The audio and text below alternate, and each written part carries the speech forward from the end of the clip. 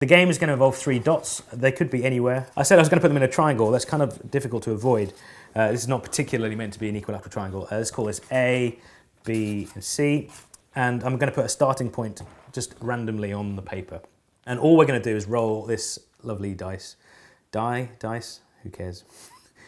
To decide which point to go towards. And we're going to, whatever point we choose, we're going to go halfway. So let's call A 1 or 2. If we get a 1 or a 2, we'll go halfway towards A. And this is going to be 3 or 4. And C can be 5 or 6. So I just rolled a 2, so I need to go halfway to the point that has been chosen at random, which is A in this case. So we could measure this. For the sake of speed, I'm just going to go roughly halfway. I think you can believe that. If we're on a line there, we're going to go put a dot there. And we're going to keep doing this for a while. We're iterating, so we're repeating. We get the last result and work from that. But the start point could be anywhere. I could have put the start point outside the triangle, and I could still head towards one of these dots. Let's just see what happens when I keep rolling the dice. I've just rolled a 2 again, so that was the dot I had before, and I've gone halfway from the previous dot, and that's my halfway point. So if I roll this one again, 1. I wish I'd rigged this now. From this dot, the last dot I had, halfway towards the 1, so we're just aiming towards 1. This is unlikely to keep going, but well, I don't know, place your bets now. 4. 4 is the B dot, so I've got to kind of from the previous dot, halfway on this line is about there, and I've jumped a long way this time. 1, back towards A, so we're going there. And I'm going to just keep doing this, so you've got the idea I think now. From the previous dot, we go towards one of these. 2. Your dice is rigged, Brady. 6. Excellent, we've gone all the way. This was the dot, kind of halfway is there. 6. 1. Back up here. 2. 5. All the way down here. I'm going to do this a lot now, Brady, but maybe this would be worth speeding up.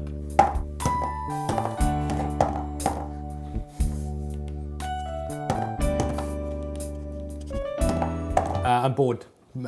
But it's not that exciting, but interesting things are happening. We've created kind of some lines, but basically I've just made a bunch of dots on the paper. It's possible that something interesting would happen if I could do this quick enough that I wouldn't get so bored that I have to stop.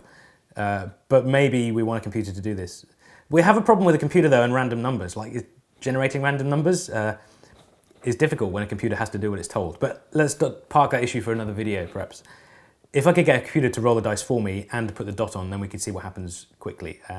Let's do that. The screen has, just as we've got 3 dots. They're not even in a nice equilateral triangle. They can be anywhere. This thing says trace point. It's just going to trace where that goes. And the computer is, with its magic, going to choose A, B, or C and move that point halfway accurately this time. So you can see that it's leaving a mark anywhere it goes. So it's gone to A several times in rows, jumped to B, and then back to A, and then to C.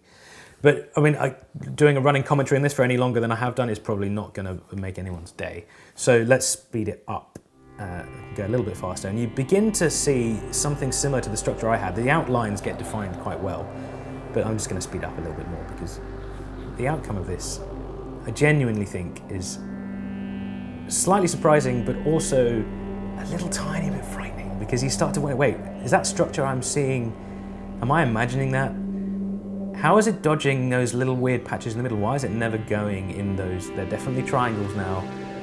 And then I start to see a shape which actually, if you've done any sort of investigating bits of recreational maths, this is a familiar shape. It's full of triangles.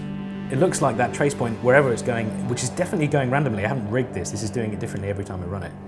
But it's dodging those triangles and it's making a shape which I think everyone can see now. This is called the Sierpinski gasket. It turns up all over the place. It's a fractal thing. You can see now, I think we've got enough to see that the big triangle has a black triangle in the middle and 3 copies of itself around the outside of that black bit. But then each copy of itself has a black bit in the middle and 3 copies around itself.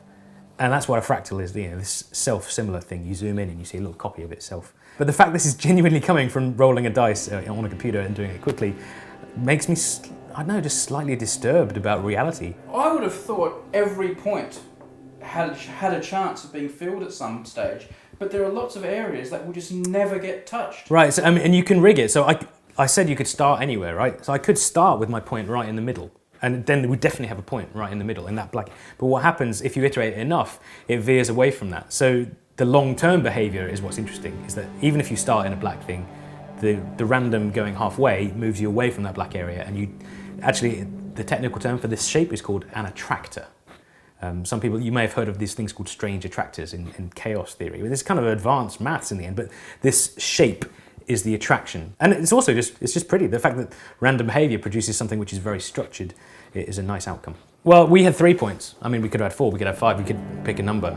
Well, probably a whole number, otherwise counting the points is difficult. We could have 4 points and say, well, let's roll a dice, or a 4-sided dice, a d4, to go to one of those. What pattern would you get? You could say, instead of going halfway, go a third of the way, or 3/4 of the way. What will happen? Do any of them make patterns? Do they go chaotic? People have spent a long time fiddling with the rules. It's nice to find out for yourself, but there's one rule I'll show you which does something which nobody really expected. So I'm not going to go into details, this is worth looking up, but I've got a red shape and a blue shape, and they're kind of just summarizing 2 possible outcomes of the rule. Like, we'll start with a point, and with some probability we'll go to one of the corners of the red triangle, but with a small probability we'll flip over to the blue triangle. And every time you kind of roll a dice to see where to go, you follow this slightly more complicated set of rules, but they're just random. Like, you go here with a certain probability, and then you flip back to the red one with a certain probability. And if you look up this particular rule, you get this picture. After a while, you start to see these green dots appearing in what looks like a very structured way. In fact, it becomes very obvious if you run it long enough that the picture you're getting looks like something real. It looks like a fern. Crazy. This is called Barnsley's fern. You compare it with a real fern, it's surprisingly accurate. This is a nice example of how you don't have to draw something natural by hand. All the information for this fern is captured in a few lines of probability, like the rules of the game are the fern, or are a picture of a fern. It's actually really useful if you want to program video game graphics. You don't want to draw every tree, every fern. So if you can just kind of store all the trees and ferns as a rule and say whenever you want a fern, you just do that for a while. That is a much easier way to sort of, and lots of natural things turn out to have this fractal structure, that self-similar things, which means you can generate them by iterating stuff. Genuinely good graphics are coming from they're fractal generated graphics rather than hand painted. To get the structure of a tree on repeat, if you just had one tree and you copied it, it becomes really obvious when you're running around the forest, like it's just a computer forest. But if it has this natural sort of variation with some randomness in it, you get much more realistic looking trees and ferns and things. Our thanks to the Great Courses Plus for making this extra video possible. If you have a thirst for knowledge, and you probably do because you're watching Numberphile, then you really should check these guys out. From exoplanets to chess, from ancient Rome to English grammar, you're going to find something that fascinates you among this huge library of online videos. Each is taught by world-class experts from organisations like the Smithsonian, National Geographic, all the top universities. Unlimited access to the full catalogue starts from as low as $14.99 a month, but you can sign on for a free trial to see just how good it is. Go to thegreatcoursesplus.com/numberphile to check them out. There's also a link in the video description. I'd recommend this one about the Tibetan Plateau and the Himalayas, bit of an interest of mine. It's got some really cool stuff about how mountains are formed. And would you believe it, it's part of a 36-part series of lectures called The World's Greatest Geological Wonders. Have a look at that. That's seriously interesting stuff. That address again, thegreatcoursesplus.com/numberphile, or the link in the description to start you off with that free trial.